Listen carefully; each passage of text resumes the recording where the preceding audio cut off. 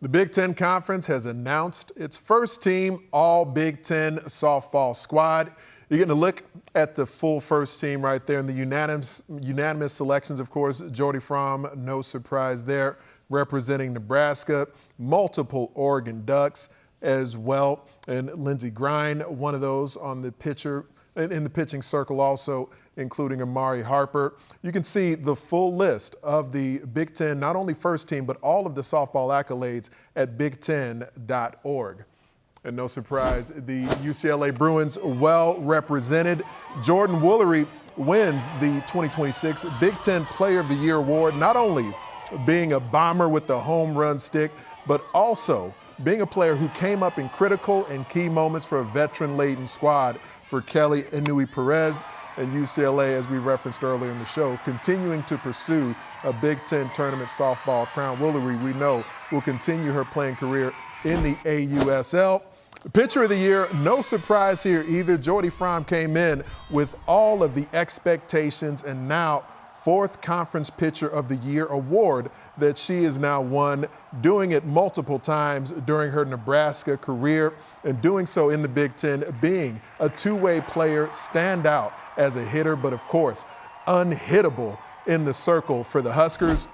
Going to the Freshman of the Year, this is one of the players who's taken some of the pressure off of Jordy Bahl in Nebraska's exceptional season they've had. Alexis Jensen winning the Big Ten Freshman of the Year award, first Husker to win this honor since Ava Bredwell did so back in 2022. And we've seen Jensen with key hits, critical moments, and really being a part of the power that's allowed the Huskers to surge.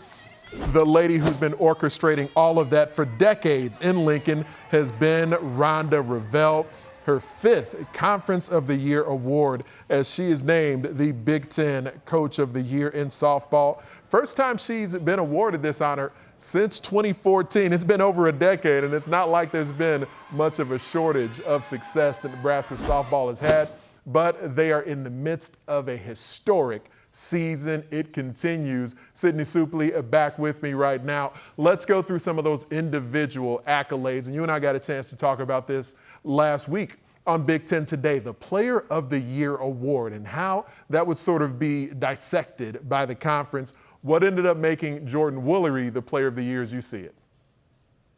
Well, it's Woolery's world, and we're simply just been living it all season long. You mentioned it. She has stepped up for her team in critical moments. She's become just the fifth player ever in NCAA history to have 100-plus RBIs. And Kelly Inouye-Perez has been saying it since her freshman year. She's a professional type of hitter, the way she takes care of her work. She's the first one at practice, the last one to leave. She's somebody who lives on the tee, and until she's perfected her swing, she doesn't take a live rep. That's how locked in she is each and every game. She's somebody her team loves celebrating, and she's also right now on track to be the first ever player to hit over 500. She's currently doing that, have over 30 home runs. She's got that and have over 100 RBIs, which she has at 106. So as long as she keeps that average over 500, she's the first player to ever reach that milestone in all three of those categories. Tip your cap to Jordan Woolery. She's having a season we might never see be done again in our sport. And the power has felt pretty necessary for UCLA because they're a bit more slender in the circle. So Megan Grant, they're supporting her as well. Let's move to Jordy Bahl as the Pitcher of the Year. This is so deserved. You look at Jordy Bahl, she now joins an elite level of being named a Conference Pitcher of the Year 4 times in a row. That's only ever been done before by Paige Parker at Oklahoma and Kat Osterman at Texas. You join that type of category, you make history. And that's exactly what Jordy Bahl has done. She's somebody who's won it all. She's won a national championship, been an MVP at the Women's College World Series, but she wanted to return home to Nebraska to rewrite the narrative, to restore this program back to greatness. And as soon as she hit that portal, she returned to her home state. The floodgates opened up, and they've been able to create a championship team around her. She has upped her game this year. She's currently leading the nation right now in saves. She has double digits in that, but she also has a sub-1 ERA in Big Ten play and has pitched 70% of the innings for Nebraska. And she's been so impressive. She's taking her game to a whole new level when it matters most for the Huskers. I know how excited Rhonda Revelle was about adding Alexis Jensen into the mix this season. How have you seen this freshman deliver?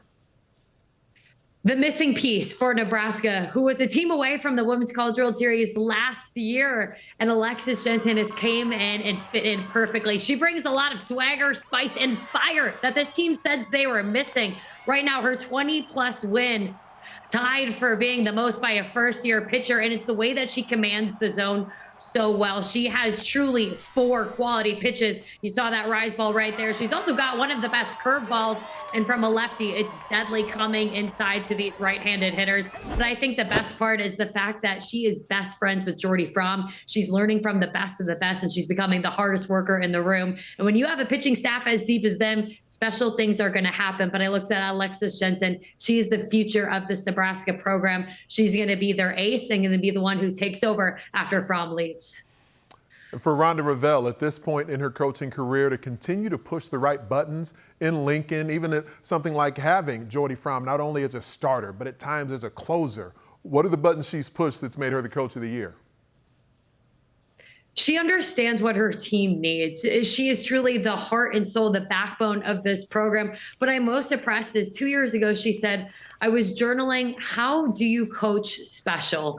And I believe she has found the perfect recipe. And it starts with the strength of schedule she challenged her team against. She made sure that they put in the work in the fall so that they were primed and ready to go as they faced double-digit top 25 teams. And they walked away with majority of those wins. She also is just such a beautiful narrative around what her group needs. She started the season with a children's book. It's called The Magical Yet, because she believes they were heartbroken after becoming short of the Women's College World Series last year. And she wanted to inspire her team through this children's book to get back on the bike and don't let the fear of falling off the bike stop you from continuing to ride and continuing to compete. And you just see a team who's so trusting in their fearless leader. And she's got them to believing that they can do anything. And you're seeing that magic show up on the field. It's hard not to believe when you're seeing all the success that Rhonda Revelle's Huskers have been having on the diamond so far this season. Don't go anywhere, Sid. We'll come right back to you in just a few short